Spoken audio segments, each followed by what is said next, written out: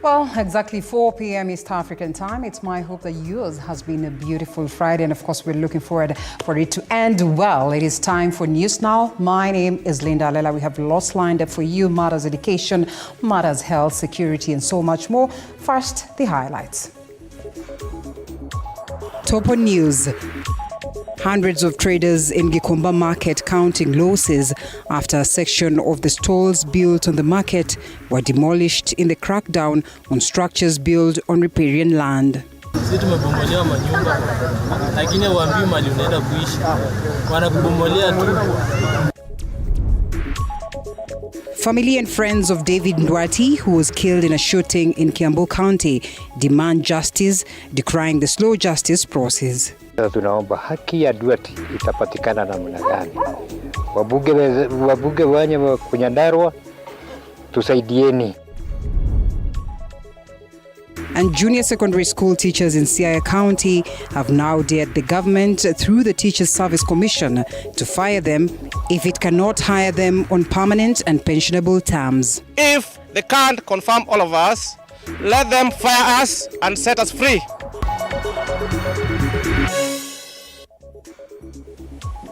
Linda Lela is my name. Welcome on board. Now, part of the Gikomba market has been demolished after the government informed residents to relocate, that is yesterday. However, residents say that demolition started on Wednesday, affecting residents of the Shauri Moyo area in Gikomba. Businesses, homes, and even areas of worship have been mowed down as the government, of course, is estimating that at least 500,000 traders are said to be affected by the demolitions.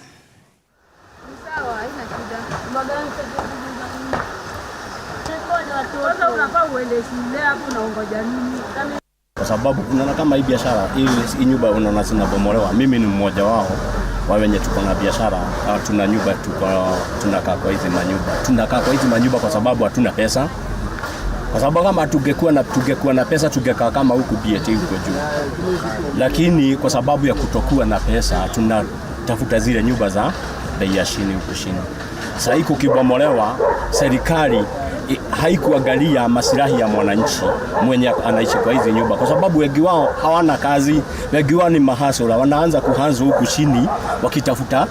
Hata ukiangalia wengi wao wako na magunia huko. Mimi naongelea kuhusu hii kubomoa manyumba za watu. Sisi tumebomolewa manyumba lakini waambii mali unaenda kuishi wanakubomolea tu. Mtu kama mimi nilikuwa mboka, ukuja kila kitu nikapata imeenda. Asa mimi naomba tu Ruto anisaidie hata nipate tu mattress na mahali pa kulala tu. Chakula mimi mwenyewe ndatafuta. Hizo 10,000 tumeambiwa tutapewa. Nimeandika jina hata sijapewa. Wanasema tu wanapeana kesho. Kesho tunaenda confirm hakuna pesa. Sijui pesa ni ukweli ama wanapeania wapi. Sijui mi advice yangu tu ni wakibomoa hivi watusaidie sisi mahasla. In the same breath, Korogosho market traders have protested a move by private developers to demolish their kiosks with the intention of removing them from the market. They demolished and took possession of the Kariobangi Sewer land during the evictions that happened during the Uhuru government, that is the COVID-19 period in 2020, that caused a big outcry. They wondered just why the government can act with double standards, as the same police officers who demolished the houses were present also during the entry, that is today. They blamed Nairobi governor for being at the center of giving out the Nairobi Water and Sewerage Company to what they termed as cartels who have already built up an office that is ready to subdivide it. They say they see the danger of losing the market. It is also as long as the riparian land or riparian area river passes, and of course through these demolitions that are ongoing.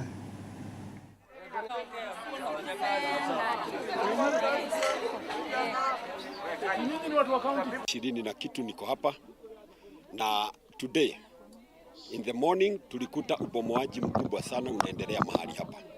Tumekuwa na changamoto katika hii soko kwa sababu kuna watu ambao wako hapa ambao walikuwa hapa hata wakati wa COVID na wakatolewa wakati ule, na saa hii hata mkiangalia pale juu mtaona kuna ofisi iko pale ambayo wamejenga, na hii shamba kulingana na vile tunajua ni shamba ya serikali. sasa imekuwa imenyakuliwa na watu ambao wanaitwa cartels. Tuko na swali moja. Serikali ilipoweka hii ukuta na ikawatoa, serikali haijaauthorize hii ukuta bado ubomolewe, na wamekuja wameanza ubomoaji. Tunataka kusikia kwa Sakaja kwa sababu tumesikia ako na interest katika hii shamba. Shida tulipata, tuliamka asubuhi tukaja tukakuta soko imeanza kubomolewa. Kulikuwa na uwanja ya sewage hapa, ikabomolewa wakati wa COVID 2020 na watu wakahamishwa. Sasa serikali iliweka ukuta. Sasa hii ukuta tena tunaambiwa wamerudishwa kwa hii uwanja ya sewage, na ikabidi sasa ati tubomolewe ndio wapate gate, na hatukupewa solution imetoka wapi, tunaambiwa from above. President William Ruto on Thursday held talks with former U.S. President Barack Obama in Washington, D.C.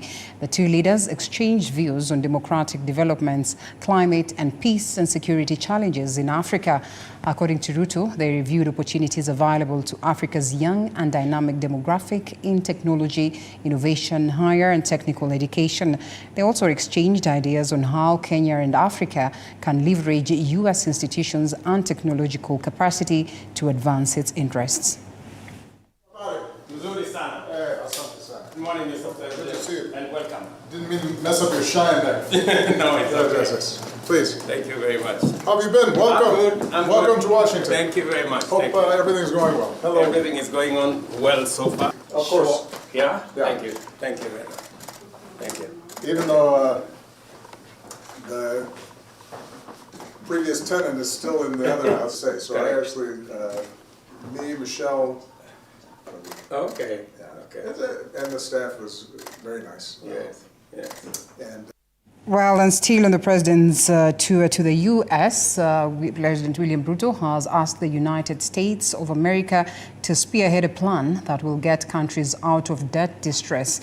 He said that the U.S. should double its contribution to available concessional financing under the World Bank's IDA program. This, he noted, will go a long way in tackling global challenges that divert resources from development to debt. He spoke on Thursday during a joint press conference with his host, President Joe Biden, at the White House. President Biden says that the U.S. will champion reforms of the global financial system. But that does not take away our responsibility. Even as we were deploying troops and policemen in our own country, in North Rift, to sort out the banditry problem, we still deployed 1,000 troops to DRC Congo, because that is our neighborhood. We have 5,000 troops in Somalia, because equally that is our responsibility. And Haiti should not be an exception. That's why deploying 1,000 security men to Haiti speaks to the same belief and commitment to peace and security. And that's why we're building a coalition of nations beyond Kenya and the US, many who are making contribution towards the MSS force in Haiti. We're deepening our economic cooperation.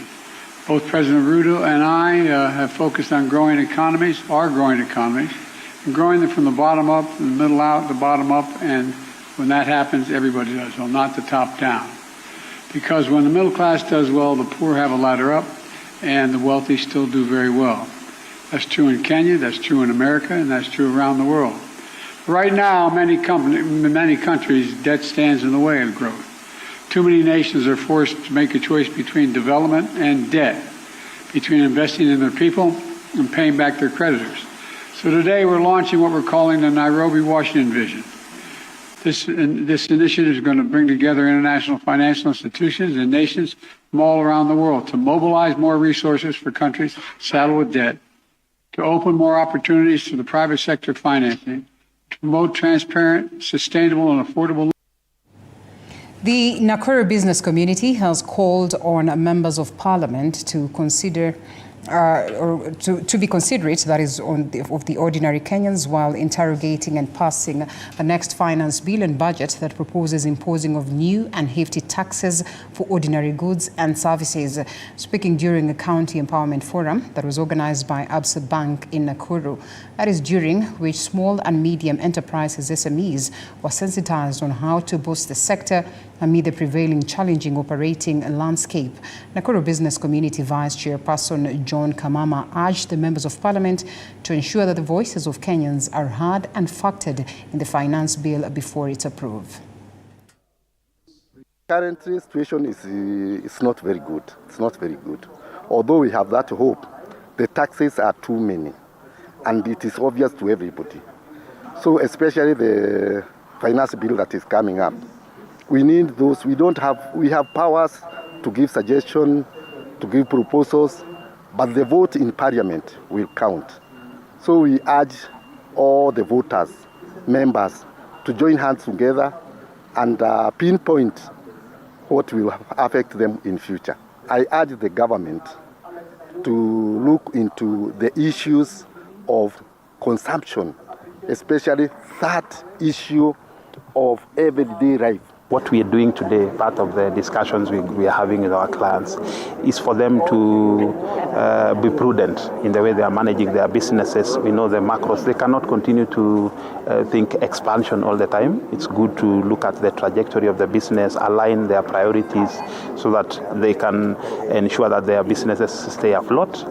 We have support mechanisms in place for customers. We are noticing that they are going through some distress. We are able to restructure their facilities to align to the cash flows because some of the business, the cash flow cycles have changed. And as a bank, we are responsive and we are aligning their repayment models to the cash flow.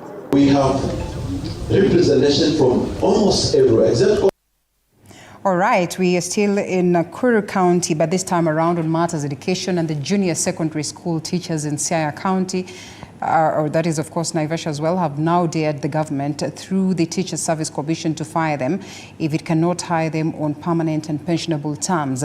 Led by Emmanuel Akendo, the JSS teachers who staged a mega demonstration on the streets of Siaya town stated that since the Labour Relations Court had ruled that the move by government to hire them on internship was illegal, TSC now has no option but to hire them on permanent and pensionable basis.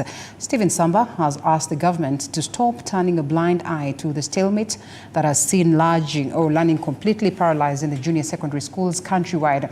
On his part, chairman of the JSS teachers in Siaya County, Simon Otieno, urged the Parents Association in this country or in this county to come out and speak, lamenting that it is very unfortunate that the parents have remained silent, yet it is their children who are suffering. Number one, the court ruled that internship is unconstitutional, illegal, and discriminatory. Mongol power! Mongol power! Therefore, we are giving TSC 3 options. Number one, compensate all the interns for the 16 months they have served and are being underpaid. Number two, confirm all the 46,000 interns. Number three, if they can't confirm all of us, let them fire us and set us free. And Ruto swore in a broad daylight to protect, uphold, and defend the Constitution. Therefore, there's no need of them turning a blind eye when there is a stalemate in the education sector.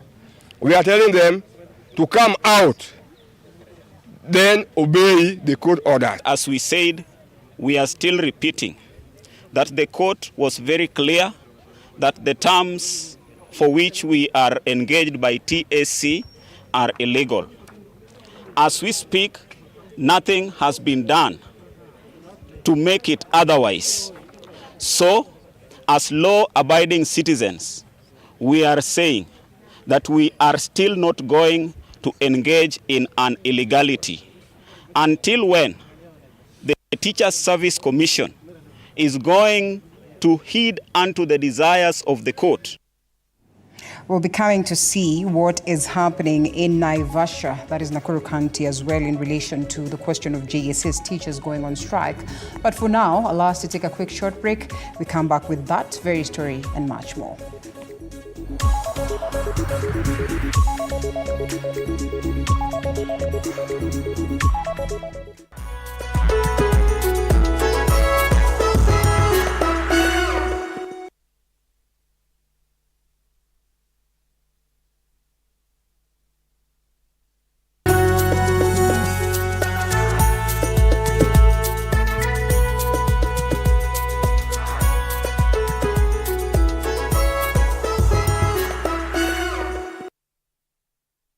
Kila kiongozi ana hadithi yake ya kipekee. Wazazi wangu walikuwa bit strict kwa sababu mamangu mwenyewe, mimi kutoka kuzaliwa sijailala nje. The white small one, huyo ana sniff gunpowder na risasi na bomb. Alafu huyo mwingine ni Ridgeback ana sniff simba. Even the employees knows that, so when in the boardroom is the chairman, the CEO and the rest of. At what point are you a wife?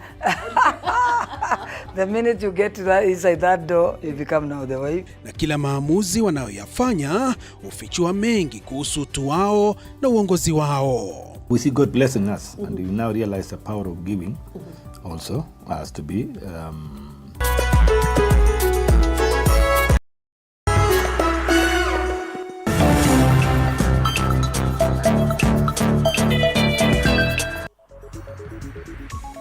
Welcome back to the broadcast. This is News Now, and still on matters education, junior secondary learning in Naivasha was paralyzed after the JSS teachers took the streets demanding that they are sending their pleas heard, and of course including salary increment and confirmation by the government. The teachers protested in a number of roads in Naivasha before they proceeded to the Teacher Service Commission office, where they expressed their grievances and wishes, after which they addressed the media. The JSS teachers strike in the country has been going on for weeks now.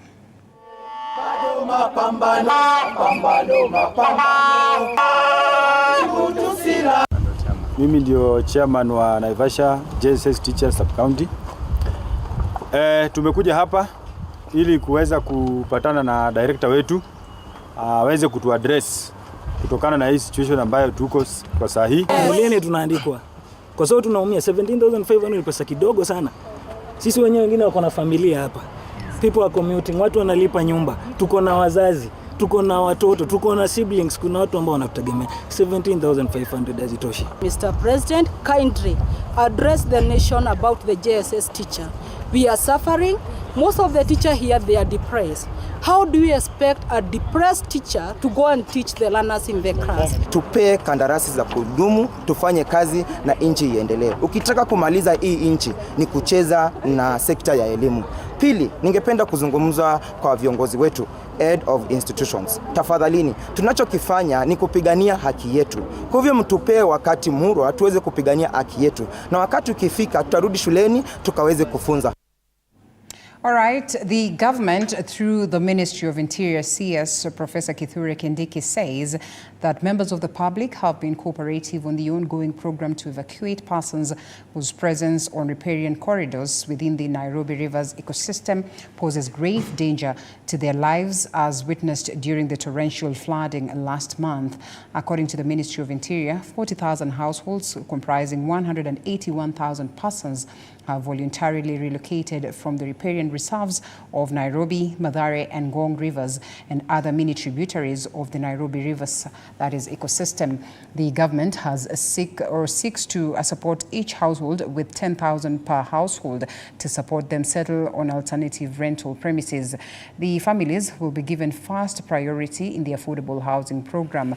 As they say now, the Interior Ministry insists that erecting buildings and structures within the 30-meter riparian corridor is prohibited in law, clogs the rivers and exposes dwellers on riparian reserves to grave danger of loss of life and property.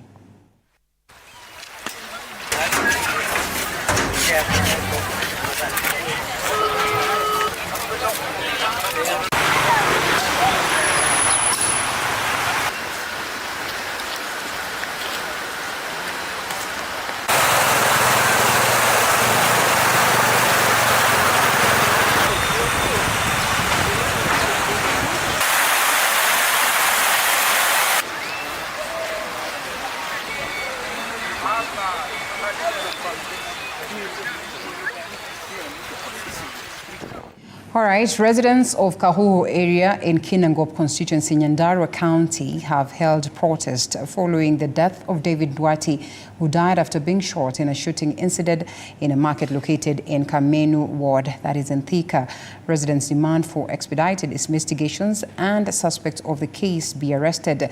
The family of the late Duarte has expressed dissatisfaction with how the investigations are being conducted despite the prior investigation report indicating that their kin died of a bullet injury. The residents have vowed to continue with the protest until the time those involved in the shooting incident will be arrested.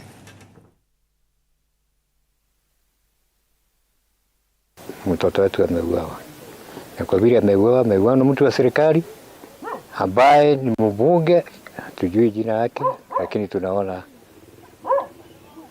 kwa mitandao. Sasa tunaomba haki ya Duarte itapatikana namna gani? Wabunge wenye Nyandarua tusaidieni. Gavana tusaidie. Hata Mamatagi atusaidie. Hatujui njia nyingine. Tutaandamana tushikane na watu wa Thika. Na hiyo mwili tutachukua na tutapelekea yule alimuua ikiwa hatua haitachukuliwa. Kwa sababu tumekaa hapa bila kujua mazishi itakuwa lini. Tumeshoka ni kukaa. Tunauliza serikali ikiwa itawezekana, wako na uwezo wa kuchika ile mtu amefanya hivyo.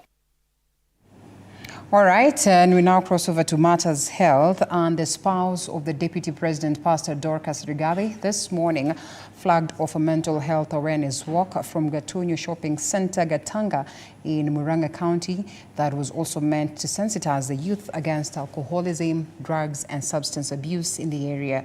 While speaking during the event, Pastor Dorcas thanked the community for the contribution in the fight against alcoholism, drugs, and substance abuse. She seeks to raise champions against these vices. She also is speaking for the girl child, adding that a man who champions against female genital mutilation and gender-based violence will be a great asset for the girl.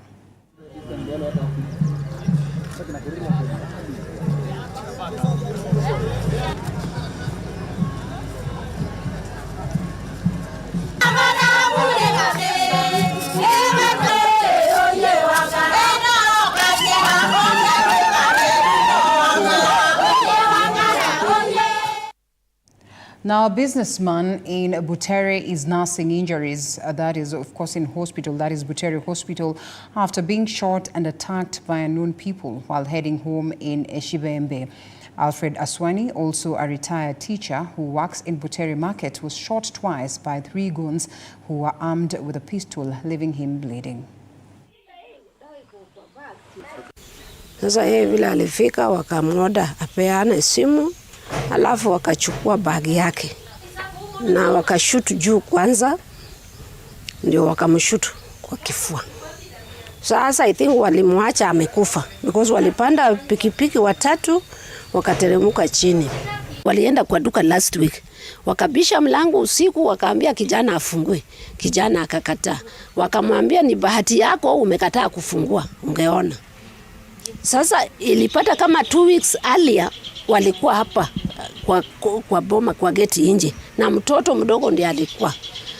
Akauliza mtoto, nyanya yako ako? Na mtoto akasema nyanya alienda Kakamega. Uweza kuvamiwa na majambazi kwa njia wakati alikuwa anatoka kwa biashara yake, na walimpiga risasi, na majambazi wenyewe waliweza kutoroka wakitumia pikipiki. Na kitengo cha DCI ambacho kilikuja kwa ground, na tuliweza kupata maganda ya risasi ambayo ilitumika, ambayo walichukua, na uchunguzi bado unaendelea.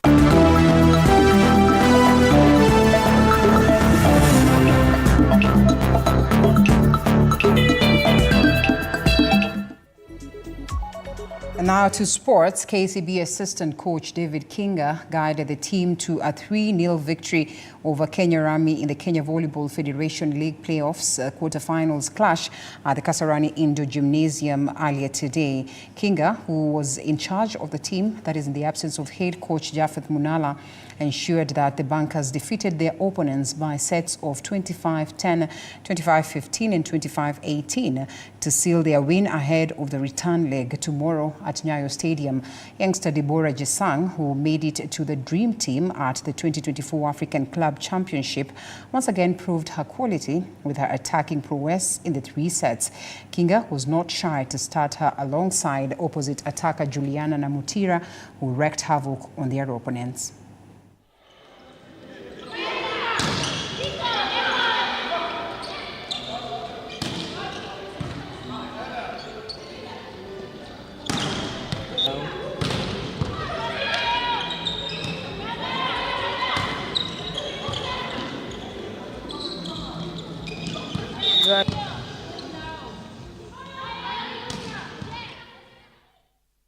And the 9th edition of the annual Rhino Cup Cricket Tournament will be held at Olpajeta Conservancy in Laikipia County. That is on June the 21st to the 23rd. The world's renowned unique cricket showpiece will feature 2 main contests, the competitive Rhino Cup and the Social Sudan Smash, providing opportunities for players of all levels to participate and contribute towards the noble cause. Additionally, teams will compete for the prestigious Sudan Memorial Cup, which is awarded to the team that raise most funds for the event each year. The tournament, which continues its legacy of combining sports with wildlife conservation, that is to raise funds for rhino conservation efforts and grassroots cricket development in Kenya, is aptly named in honor of Sudan, the last male northern rhino, that is white rhino.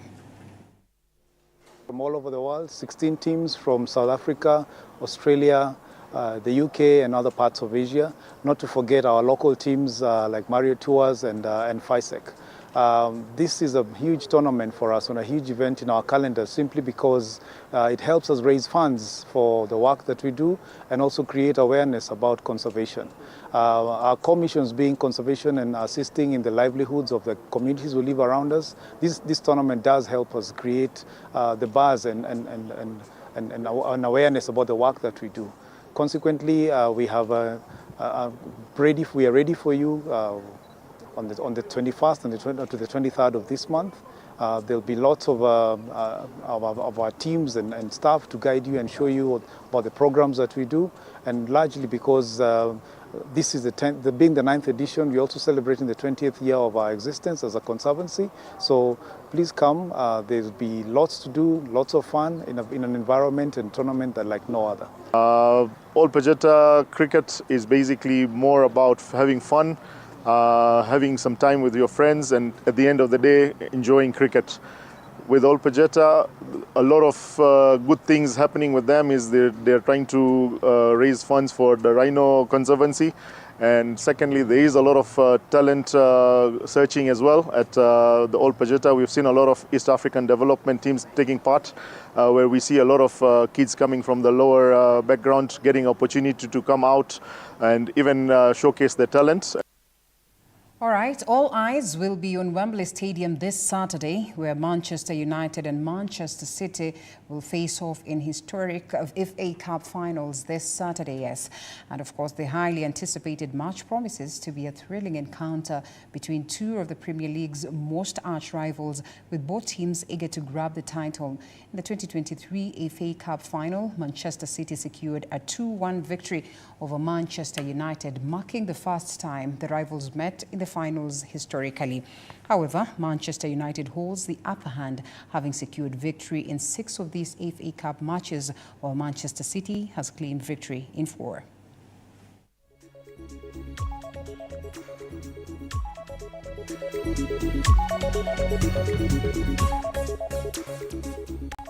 Well, we certainly hope that Manchester